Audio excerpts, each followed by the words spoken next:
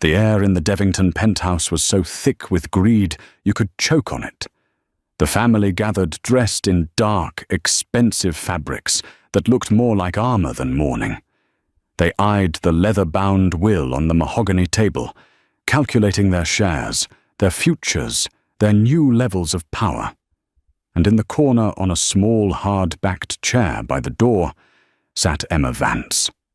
A ghost. A nobody. The staff thought she was with the law firm. The family didn't think of her at all. But they were all about to learn that the most dangerous person in any room is the one nobody notices. The penthouse at 740 Park Avenue was a tomb of silent, opulent judgment. Outside, Manhattan's elite bustled. Inside, the Devington family waited to carve up the empire of its patriarch Arthur Devington. Arthur was a man who had built a global logistics empire, Devington Global, from nothing. He was steel, oil, and shadows. His family, however, was a pale imitation. At the head of the Italian marble table sat the widow, Beatrice Devington. Her black Dior suit was impeccable, her grief a carefully applied mask that didn't quite reach her cold, assessing eyes. She was a woman who hadn't felt a real emotion in decades, save for the thrill of an acquisition, be it a Warhol painting or a rival's social ruin. To her right sat Marcus, the heir apparent. Thick-necked and arrogant, he was already tapping his Patek Philippe watch against the table, visibly impatient.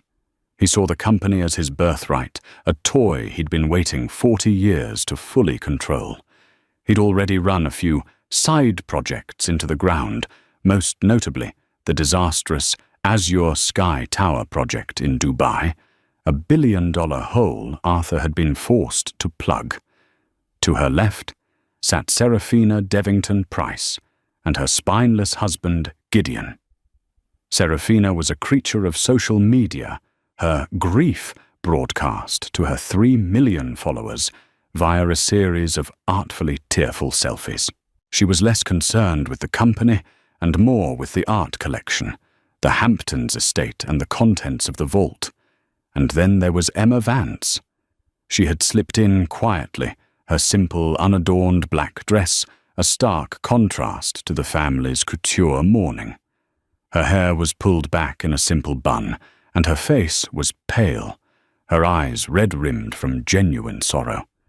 She sat in the back near the door, on a chair that had been brought in by a confused-looking housekeeper. Beatrice had glanced at her, once her lip curling. "Is that one of the junior associates?" she'd hissed to Marcus. "Who cares?" Marcus had muttered back, scrolling through his phone. "Probably here to take notes." Seraphina hadn't even looked up, too busy framing a shot of a sad sunbeam hitting a Giugiaro sculpture. Emma had been Arthur Devington's private archivist for the last 3 years. Hired to organize his mountain of personal papers and corporate history, she had occupied a small, dusty office adjacent to his main study. The family had barely registered her existence. She was the library mouse, the little grey woman. She had also been the only person Arthur Devington had truly spoken to in his final years. The heavy oak doors opened, and Mr. Alistair Finch entered. He was the senior partner at Cromwell, Finch & Associates, a man whose crisp, old-world suit and silver hair commanded respect. He carried a single thick leather portfolio. "Good morning," he said, his voice clipped and precise. The family straightened. "Alistair," Beatrice said, offering a frosty nod. "Let's get on with this. It has been a trying time." "Of course, Beatrice," Finch said, taking his place at the head of the table. He did not sit. He opened the portfolio. "I am here today to read the last will and testament of Arthur James Devington, dated 6 months ago. This will supersede all previous documents." Marcus leaned forward. 6 months ago, right before his last hospitalization. We all know his mind was slipping. Finch's gaze was like ice. "On the contrary, Marcus, I, along with his personal physician, Dr. Evelyn Reed, and 2 other partners from my firm, will testify that Arthur was in complete command of his faculties. His instructions were explicit. A shiver of unease passed through the room. Emma just stared at her own hands, twisting a small, worn silver locket in her lap. "Let us begin," Finch said. Mr. Finch began with the dry legal preamble, his voice a monotone drone that filled the cavernous room. He detailed the establishment of various trusts, the legal definitions of executor and beneficiary, and the airtight clauses that declared Arthur of sound mind. The family began to fidget. "First," Finch said, to the specific bequests. Seraphina sat up, her phone finally lowered. "To my daughter, Seraphina Devington Price." Finch read, "I leave the Seaview cottage in Montauk with the hope that she will one day find as much joy in a quiet sunrise as she does in a camera flash." Seraphina blinked.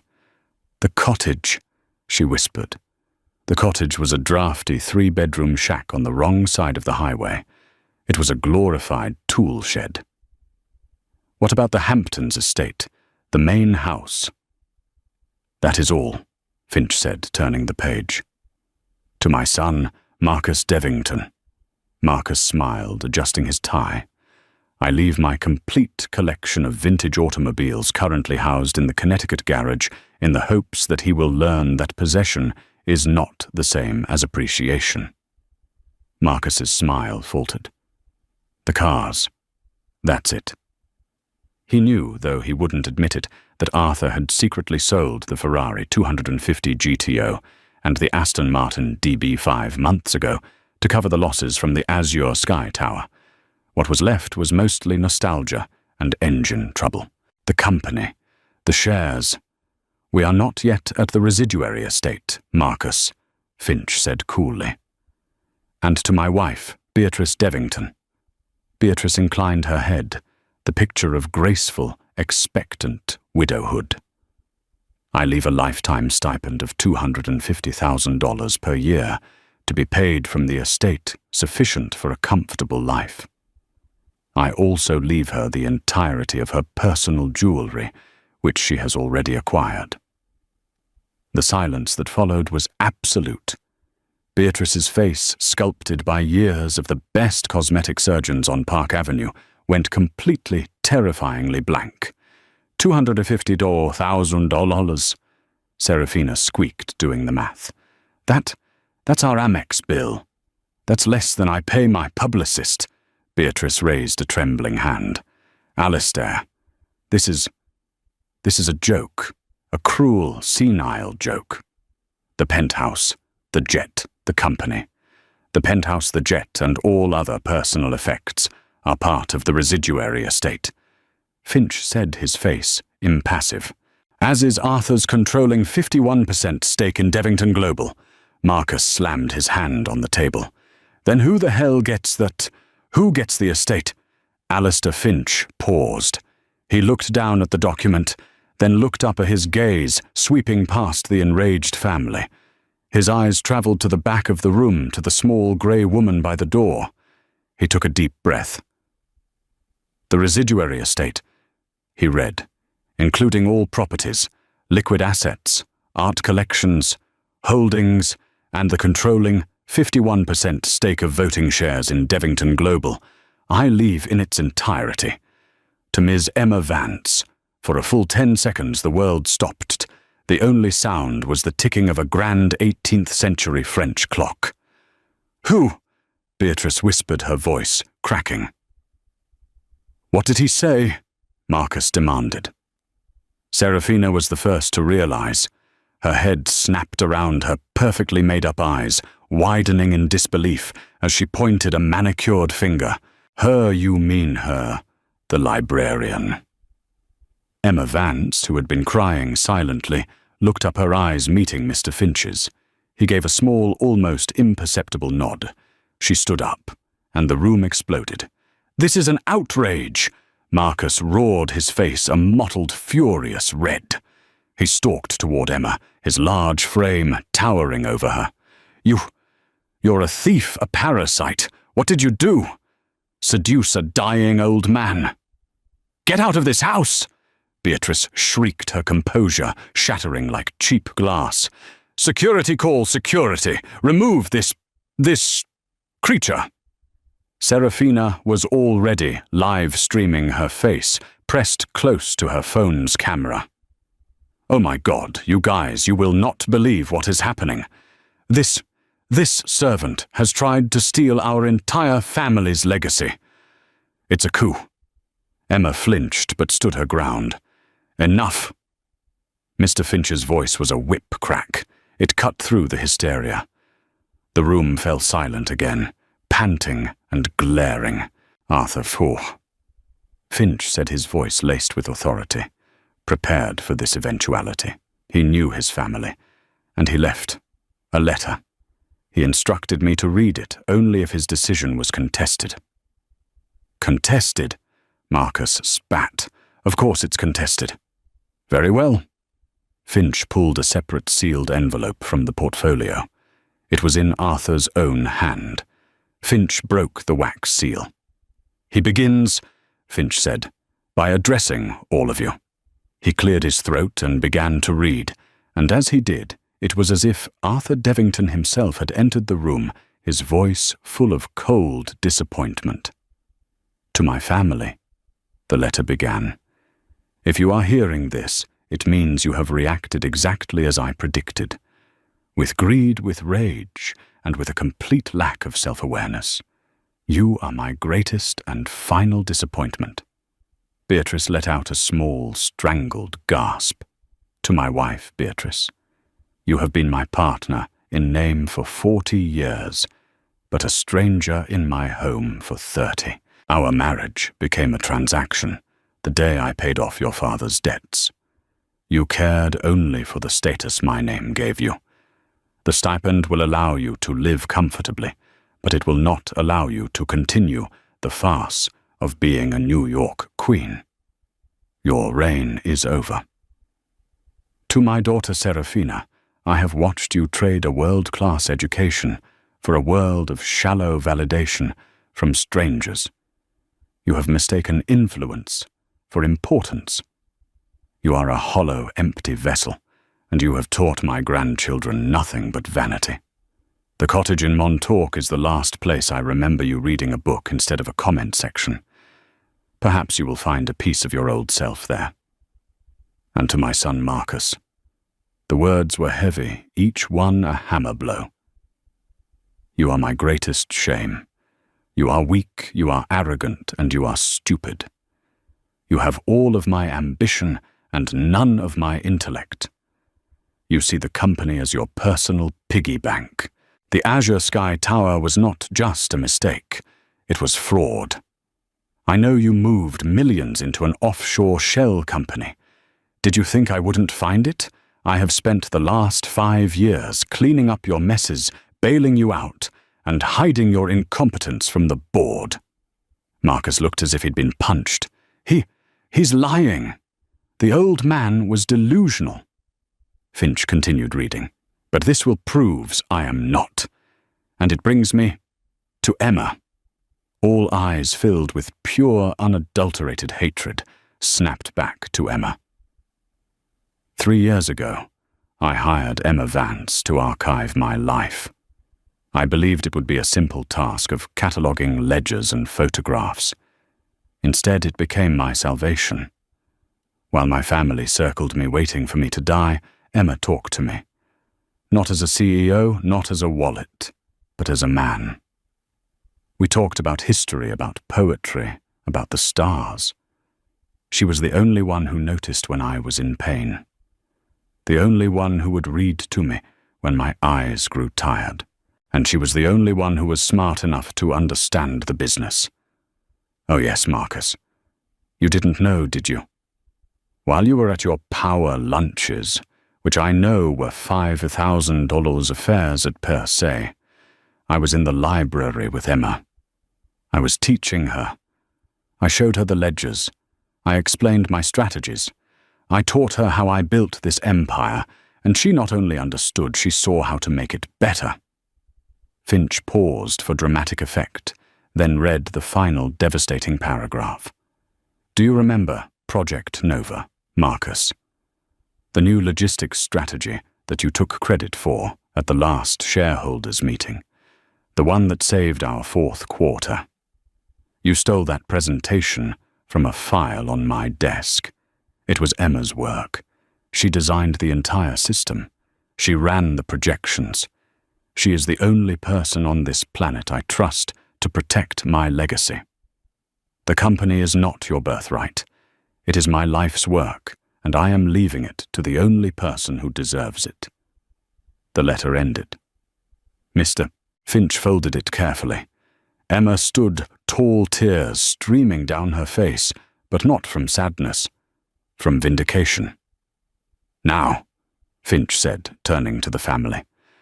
The will is ironclad. Ms. Vance is the new owner of this penthouse and the new CEO of Devington Global. I have a team of private security waiting downstairs to escort you out. You have 1 hour to collect your personal effects.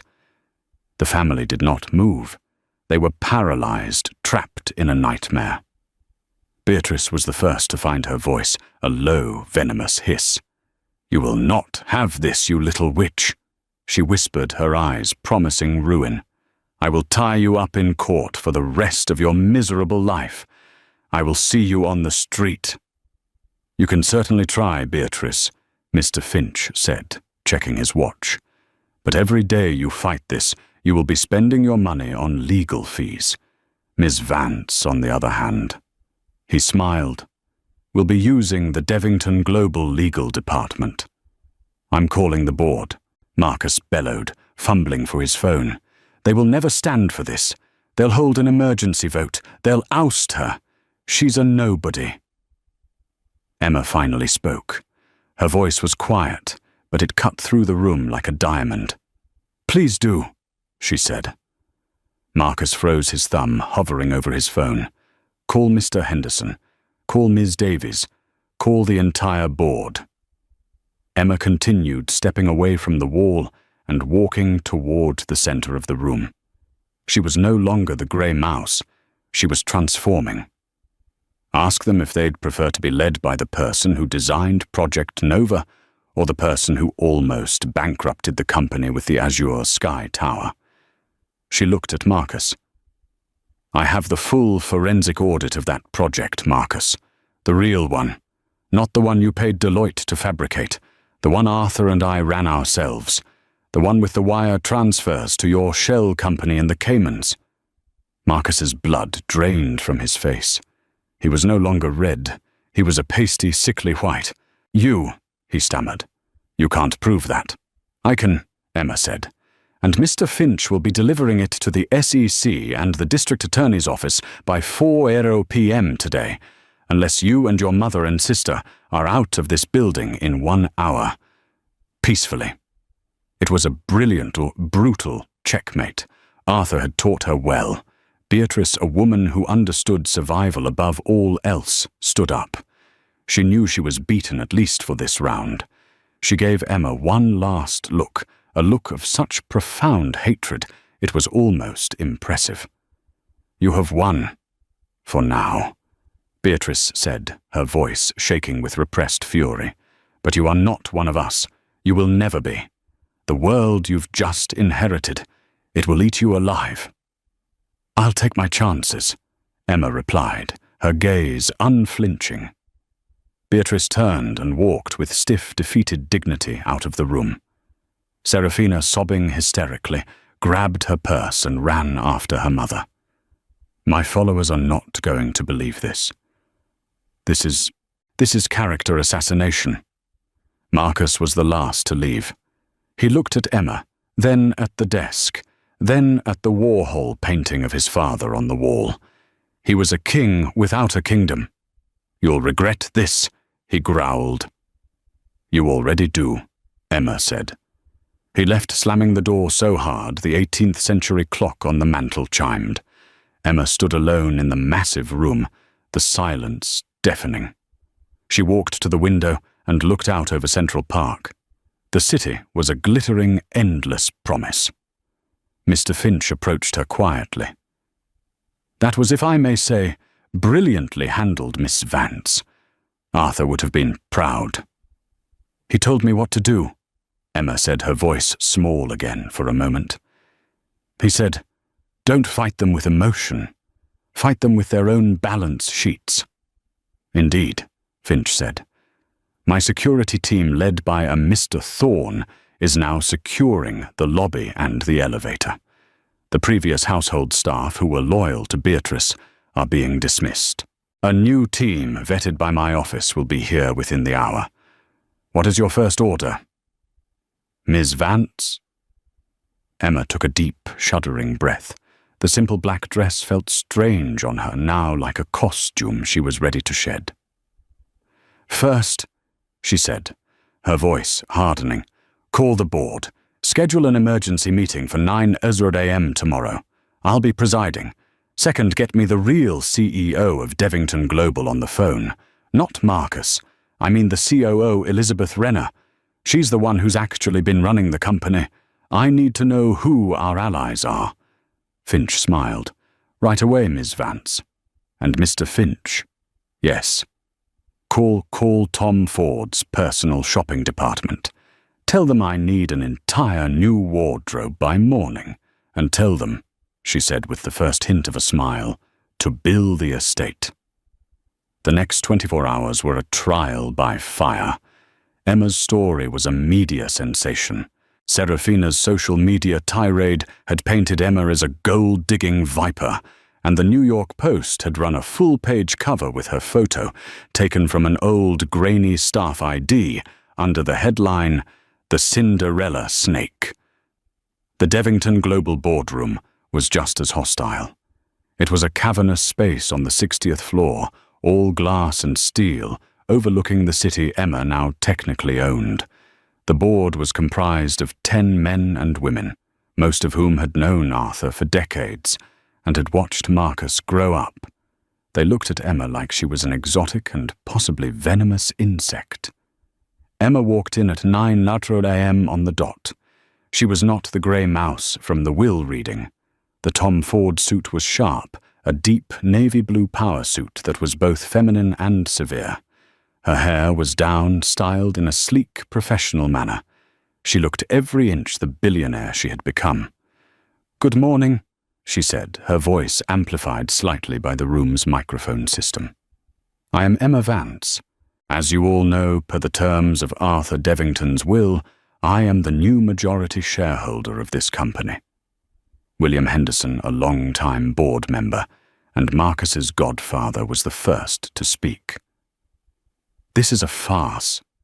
We're not going to be led by a secretary. We are holding a vote of no confidence." "On what grounds, William?" Emma asked, her tone polite. "On the grounds of experience. You have none." Marcus is out," Emma said flatly. "And let's talk about experience. For the last 3 years, I sat in the room while Arthur negotiated the Rotterdam port deal. I was the one who ran the data analysis that showed the Suez Canal expansion would increase our tonnage by 20%, not 10% as your analysts predicted. And," she said, turning to the screen at the end of the room, "I was the one who designed Project Nova." She clicked a button. The screen lit up with code, with spreadsheets, with logistics routes, so complex they looked like a spider's web. "This is the source code for the routing algorithm I built, the one Marcus presented to you as his own. It's currently saving this company $1.2 million a day. So by all means, William, tell me more about my lack of experience." The room was silent. Elizabeth Renner, the COO, watched Emma with a new, keen interest. "That's," Henderson sputtered, "that's not. Marcus is the rightful heir."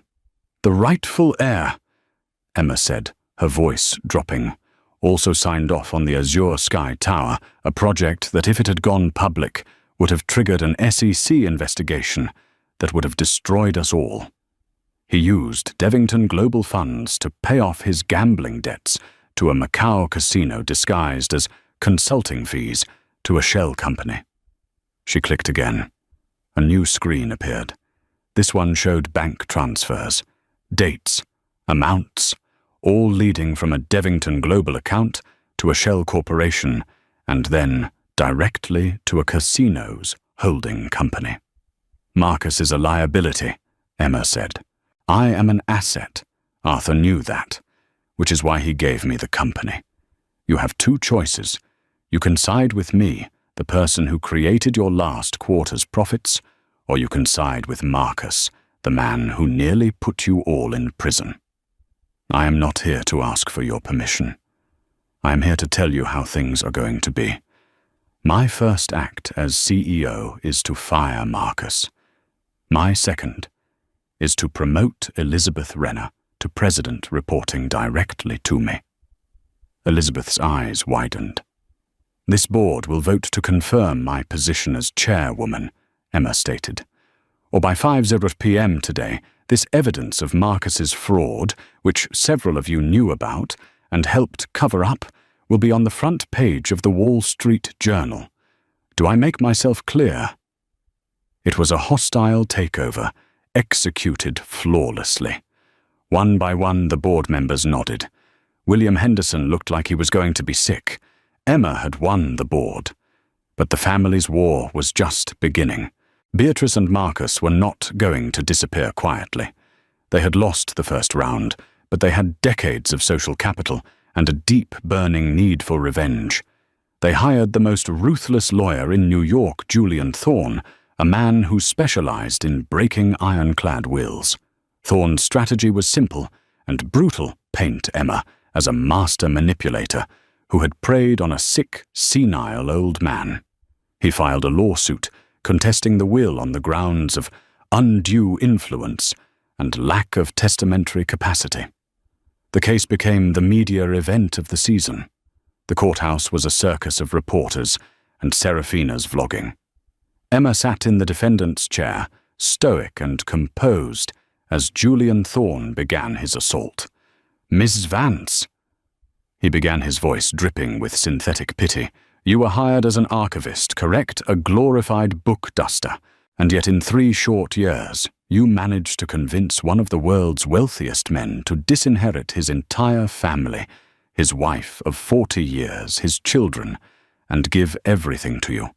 A stranger. Tell the court, how does a librarian manage such a feat?" "I object," Mr. Finch said. "That's argumentative." "Sustained," the judge mumbled. "Let me rephrase," Thorne said. "Isn't it true you spent every single day with Mr. Devington, that you isolated him from his family, that you fed him lies about his son, Marcus?" "No," Emma said, her voice clear. "I spent my days working with Mr. Devington. His family rarely visited. When they did, they only ever asked him for money. So you were just a friend, a platonic companion," Thorne sneered. "I was his confidant," Emma said, "and his student. He was my mentor." "A mentor?" Thorne scoffed. "And what did he mentor you in? How to steal $1 billion empire?" "He mentored me in business," Emma said, leaning forward. "He taught me that Marcus's Azure Sky Tower project had a 90% chance of failure due to the unstable bedrock and the over-leveraged financing, a fact I warned him about 6 months before he signed the deal. He taught me that our shipping routes were inefficient, which led to Project Nova. He taught me that his family—" "Objection," Thorne shouted. "Speculation." "I'll allow it," the judge said, suddenly interested. "Continue, Miss Vance." "He taught me," Emma said, locking eyes with Beatrice in the front row, "that his family saw him as a bank. He was a resource to be tapped, not a person to be loved. I didn't steal his company. He gave it to me. He saved it from them." Thorne was losing ground, and he knew it. He decided to call his star witness Beatrice Devington. Beatrice was a vision of aggrieved widowhood. She cried on the stand, dabbing her eyes with a Hermes handkerchief. My husband, he was sick. She wept. He was confused. He wasn't the man I married. This woman, she said, pointing at Emma. She took advantage of him. She twisted his mind. It was powerful theatre. The jury was moved, but Mr. Finch had one more card to play. The defense calls Dr. Evelyn Reed, Finch announced. Dr. Reed was Arthur's personal physician, a stern woman in her 60s. Dr. Reed Finch began, You treated Arthur Devington for the last 10 years. In your medical opinion, in his final 6 months, was he confused? Did he lack capacity? Dr. Reed was under oath. Absolutely not, she said firmly. Arthur Devington was sharper in his final months than most men half his age. His body was failing, but his mind was a steel trap. So he was of sound mind when he signed his will. Completely, Dr. Reed said. And did he ever speak to you about his family? Julian Thorne leaped to his feet. Objection hearsay. It goes to the testator's state of mind, Finch argued. It is the central question of this entire case. Overruled, the judge said. The doctor may answer. Dr. Reed took a deep breath. He spoke of them often. He was deeply heartbroken. He felt they were waiting for him to die. He told me he was afraid Marcus would destroy his life's work in a year. She looked at Beatrice. He said, My wife hasn't asked me how I feel in 20 years. She just wants to know if the jet is available for her trip to Gstaad. Then she delivered the final blow. I was there the day after he signed the new will, Dr. Reed said. I asked him if he was sure, if he understood the consequences. And what did he say? Finch asked. Dr. Reed looked at Emma and then at the jury. He said, Evelyn, this is the most rational decision I've made in my life. I am not disinheriting my family. I am saving my legacy from them. I'm giving it to the only person who sees it, as I do not, as a prize, but as a responsibility. The courtroom was silent. Julian Thorne sat down, defeated. The judge slammed his gavel. Case dismissed. The will stands. Emma had won. The slam of the judge's gavel was not an ending. It was a starting pistol. Emma Vance had won the legal battle, her claim to the Devington Empire affirmed in a court of law. But as she walked out of the courthouse, flanked by Mr. Finch and a phalanx of private security, the real war began. The battle for the will was over. The battle for the company and for survival was just beginning. The media was a feeding frenzy. Serafina's social media posts had painted Emma as a villain, a black widow who had manipulated a dying man. The New York Post ran the Cinderella Snake headline for 3 days straight. Emma was not just a new CEO. She was a public spectacle, the most hated and envied woman in New York. The old guard, the families who had run the city for a century, saw her as an existential threat. Not just a new money interloper, but a no-money interloper. A servant who had stolen the crown. The Devingtons, broken and beaten in court, scattered. But their rage was a fire that Emma knew would not burn out on its own. It would have to be extinguished. Beatrice Devington's fall was not a sudden crash. It was a slow, agonizing slide, like being dragged down a mile of gravel. Her first shock came when she returned to 740 Park Avenue, intending to, what she wasn't sure, to scream, to break things. She found she could not. Mr. Thorne, the head of Emma's new security detail, met her in the private lobby. He was a tall, impassive man with the build of a linebacker and the eyes of a mortician. Mrs. Devington, he said, his voice polite, but utterly cold. You are no longer a resident. You are not permitted past this point. I am. This is my home, she shrieked, the sound echoing off the marble. This is the property of Miss Vance. Thorne replied, not moving. Per the court's order, you were given 1 hour last week to collect your personals. Ms. Vance has, however, graciously had the remainder of your clothing and personal effects moved to a secure storage facility. Your lawyer has the details. My things. She stammered, the audacity of it stealing her breath. My paintings, my Giugiaro. The art collection belongs to the estate, ma'am, which belongs to Miss Vance. Beatrice, for the first time in her life, was physically barred from a place she wanted to be. The humiliation was so profound, it made her nauseous. She slapped Thorne across the face. He didn't even blink. He simply looked at the doorman. Mrs. Devington is trespassing. Please call the police. Beatrice recoiled as if she'd been burned. The word police, once a tool for her to use against others, was now a threat against her. She fled, her Manolo heels clattering on the pavement as she stumbled into the street, forced to hail her own cab. Her next stop was J.P. Morgan Private Bank. She intended to move her personal funds to a new account and begin the process of appealing the verdict. She was ushered not into the familiar mahogany-paneled office of her personal banker, but into a small, sterile glass conference room. A junior associate she had never seen before entered carrying a single-page printout. Mrs. Devington, the young man said, carefully avoiding eye contact. We are here to discuss the administration of the stipend left to you by your late husband. The stipend, she hissed. I am here to access my accounts, my joint accounts, my investments. The joint accounts were frozen pending the will's execution. The banker said, his voice squeaking slightly. They are now part of the residuary estate. All assets have been consolidated under Miss Vance's control. He pushed the paper toward her. The will provides you with $250,000 per year, paid out in monthly installments. After taxes, your first payment of $12,450 has been deposited into our personal account. Beatrice stared at the number. $12,450. It was as Serafina had so crassly put it, her Amex bill. It was the cost of a single dinner party. I will sue this bank.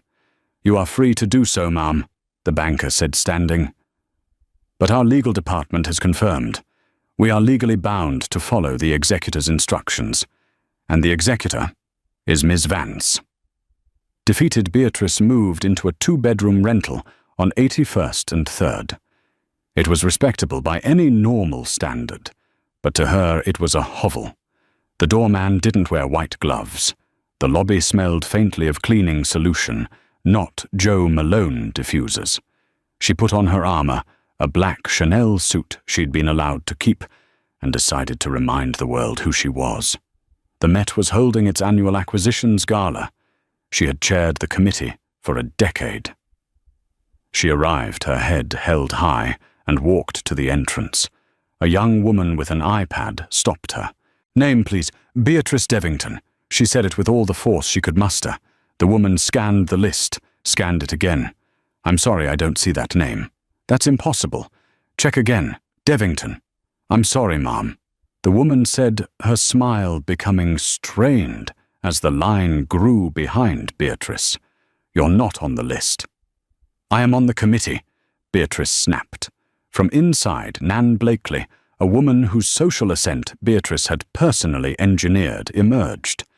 Beatrice, darling, Nan said, air-kissing the space near her cheek. Nan, thank God, Beatrice said, relieved.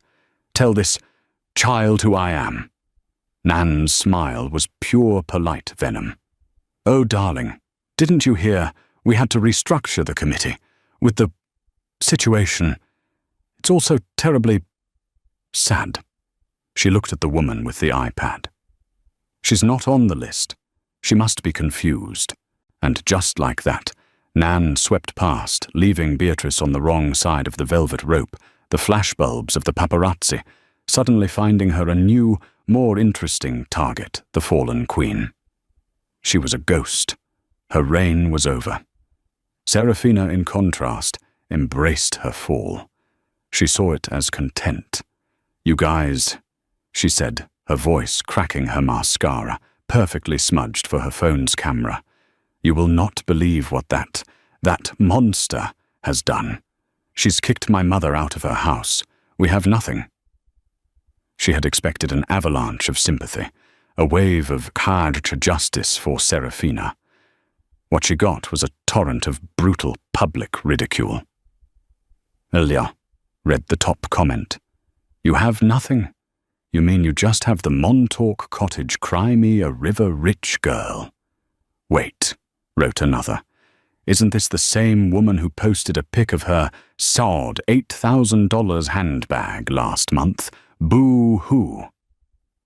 Her brand, built on the fantasy of effortless aristocratic wealth, shattered the moment the wealth was gone. She was no longer an aspirational figure. She was a cautionary tale. A joke. Her husband, Gideon, saw the metrics. He saw the comments. He saw the cancelled sponsorships. He was a creature of pure opportunism. "Serafina," he said one evening, walking into their rented Soho loft, placing an empty Amex card on the counter. "It's declined. So call the bank," she said, not looking up from her phone, editing a photo of her looking pensive and poor while still wearing a Givenchy sweater. "I did," he said. "It's not a bank error. It's an Emma Vance error. She's cut off every line of credit. The lease on this apartment, the car, it's all tied to the estate. She can't do that." "She can," Gideon said. He was already packed. His Louis Vuitton duffel was by the door. "And she has. I married a Devington Serafina. I married the heiress to Devington Global. I didn't marry this. I didn't marry a vlogger who's being ratioed on Twitter." You're leaving me," she gasped. "I'm protecting my assets," he said. "Good luck with this." He left. The next day he was on page 6, spotted with the daughter of a Miami real estate baron. Serafina's panic was primal. Her influence was her only skill. Desperate, she launched a GoFundMe. "Help me fight for my family's legacy," the title read. She set the goal at $10 million. She raised $124 before the platform shut it down for fraud, citing that contesting a legally executed will is not a charitable cause. Her final humiliation came at a Reebok store in Soho. She walked in, carrying 3 of her rarest Birkin bags. The store manager, a woman Serafina had sneered at a year prior, looked at the bags, then at Serafina. "The best I can do for the lot is $15,000, the manager said, her face impassive. 15. This is a Himalayan. It's worth $100,000 minimum. To a collector, maybe, the manager said. But to me, it's just inventory from a distressed seller. Take it or leave it." Serafina took the money. She used it to pay for a lawyer to fight Gideon over a non-existent divorce settlement. Emma's war with Marcus was not fought in the press or on the social scene. It was fought in the boardroom and finally in the criminal justice system. She had been CEO for 1 week. The old guard of the board, led by William Henderson, was already trying to hamstring her. They called for audits, for reviews, for endless meetings designed to stall her from making any real changes. "We need to discuss the optics, Ms. Vance," Henderson said, his voice oozing false concern in the boardroom. "The shareholders are uneasy. Perhaps a co-CEO arrangement with Marcus taking a public-facing role would smooth the transition." Emma looked at Elizabeth Renner, her new president, and then at Mr. Finch, who sat in as legal counsel. "Optics," Emma repeated. "You want to talk about optics, William?" She nodded to Elizabeth. The COO dimmed the lights and turned on the main screen. It was not a PowerPoint. It was a forensic audit. "You all know about the Azure Sky Tower," Emma said. "You know it was a billion-dollar failure. What Arthur kept from you to protect his own name was why it failed." The screen filled with wire transfers, bank statements from the Cayman Islands, and invoices from shell corporations. "Marcus didn't just make a bad deal," Emma said, her voice cold and precise. "He committed fraud. He personally approved payments to a consulting firm called Azure Consulting. This firm was a shell company, and he was its sole beneficiary. He siphoned $84 million, not to pay gambling debts. As the letter suggested, that was a separate matter. He siphoned it because he is a thief." The room was stone-cold silent. "This," Emma continued, "is a matter for the SEC. It is a criminal offense that could have triggered a RICO investigation and brought this entire company down. That is the heir you want me to share a title with." Henderson was pale. This is a family matter. It should be handled internally." "He stole from the shareholders, William," Emma said. "He stole from the employees whose pensions he gambled with. I am the CEO of a public-facing company. My fiduciary duty is not to the Devington family. It is to this company. Elizabeth, please send the full file to the district attorney's office." "You can't," Henderson roared, standing up. "Why not?" Emma asked, her gaze lethal. "Because you knew. Because your signature is on 2 of the oversight documents that allowed the transfers to happen." Henderson sat down. He was finished. Marcus was arrested 2 days later. He was not at a power lunch. He was at a sports bar trying to use his father's name to get a free drink. The perp walk was everything he deserved. His Brioni suit was rumpled, his face a mask of arrogant disbelief. "Do you know who I am?" he bellowed, as 2 detectives put him in the back of an unmarked car. The footage was on every news channel by 6:00 p.m. In a holding cell, he tried to make a deal. "It was my mother," he told the DA. "She pushed me. She knew all about it, and Henderson." It was all Henderson's idea. The DA, who had a file 3 inches thick from Emma Vance, was unimpressed. "Mr. Devington, the evidence we have shows you acting alone and then conspiring with Mr. Henderson to cover it up. Your mother isn't on a single document." Marcus, the great heir, the arrogant prince, finally broke. He was facing 5 to 10 years in federal prison. He had no power, no money, and no allies. While the Devingtons fell, Emma rose. But it was not easy. The first 30 days were brutal.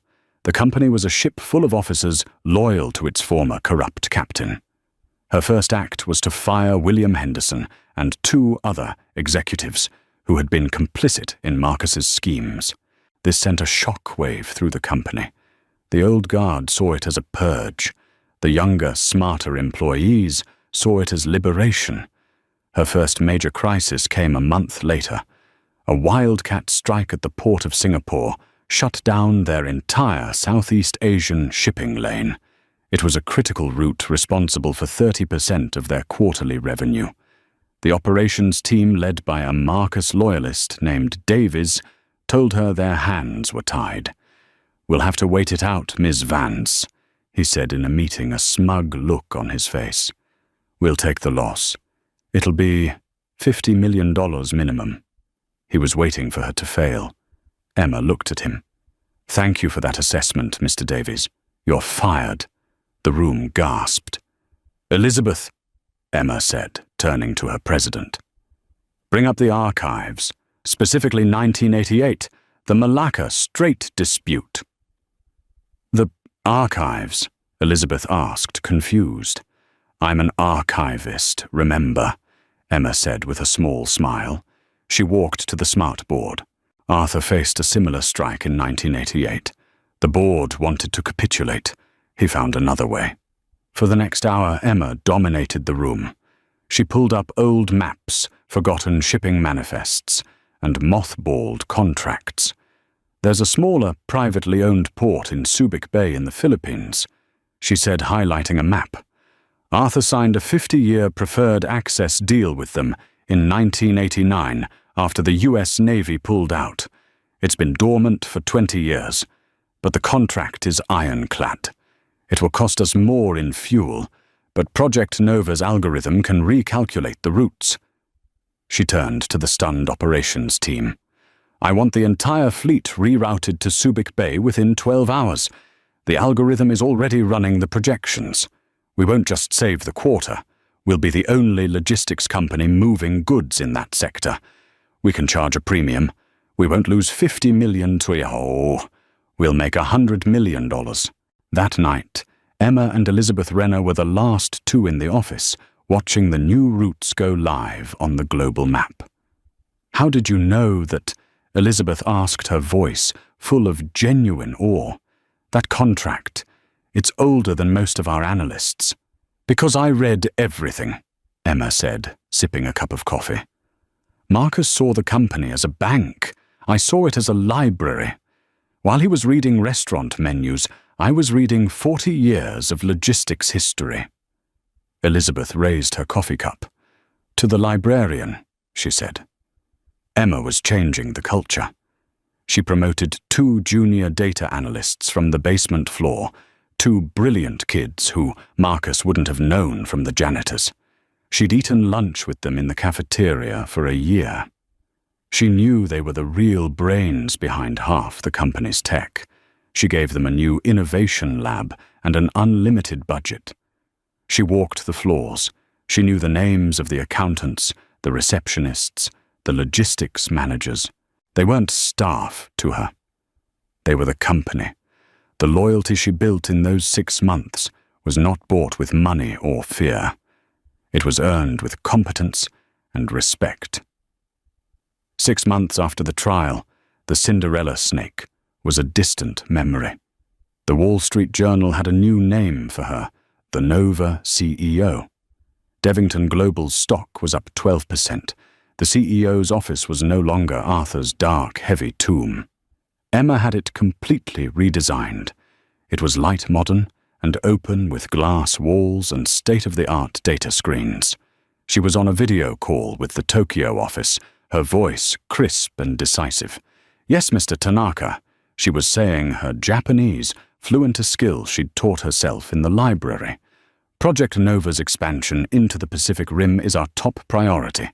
I'll be in Tokyo myself in 2 weeks to finalize the deal. Hi, arigatou gozaimasu. She ended the call as her assistant, Chloe, a sharp young woman she'd hired from Wharton, entered. Ms. Vance A. call for you on line 2. Who is it, Chloe? Emma asked, signing a document. Chloe hesitated. It's from the Downstate Correctional Facility, a Mr. Marcus Devington. He says it's urgent. Emma paused. Her hand holding the pen was perfectly steady. She felt a phantom echo of the girl she had been, the one who would have flinched, who would have been scared. That girl was gone. She thought of Arthur. She thought of the $84 million he'd stolen. She thought of the employees whose futures he had gambled away. And she thought of the man who had tried to have her thrown out of her own boardroom. Emma looked up, her gaze clear and cold. Chloe, she said, tell him I'm in a meeting. He said it was... And tell him, Emma continued, her voice unwavering, that I'll be in a meeting for the next 5 to 10 years. A small, almost imperceptible smile of pure admiration touched Chloe's lips. Yes, Miss Vance. She turned and left. Emma stood and walked to the floor-to-ceiling window, looking out over the city. It was her city now, not by birth, but by conquest. Mr. Finch entered, not bothering to knock. He was the only one she'd given that privilege. Emma, he said, his usual formality replaced with warmth. The quarterly reports are in. You didn't just save the Singapore lane. You've opened up a new market. Arthur would be, well, he'd be insufferably proud. He'd be pointing out the 1.3% inefficiency in the fuel costs. Emma smiled, turning to him. It's your company now, Emma, he said, echoing her thoughts. You've earned it 10 times over." "No," Emma said, her gaze returning to the sprawling metropolis below. Tucked in the corner of her massive, clean desk was a single small framed photo. It wasn't of Arthur. It was a photo of her old dusty desk in the library, piled high with books. A reminder. "It's not mine," she said so quietly he almost didn't hear her. "It's a responsibility." She was the new matriarch, not of a family built on blood and entitlement, but of an empire built on merit. She was the one who had read the fine print. She was the one who had done the work, and she was the only one who understood that true power wasn't a prize to be won, but a heavy, heavy weight to be carried, and Emma Vance was strong enough to bear it.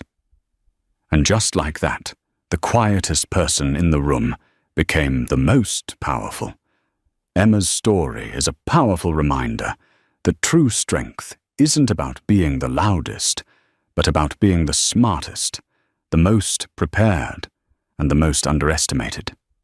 The Devingtons learned the hard way that you should never ever judge a book by its cover, or a librarian by her simple black dress.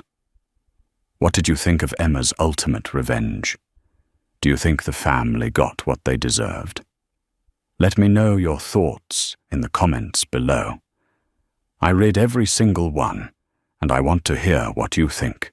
If you loved this story of karmic justice and a dramatic rise to power, please hit that like button, share this video with someone who needs to see it, and most importantly, subscribe to the channel and ring that bell so you never miss a new story. Thanks for watching.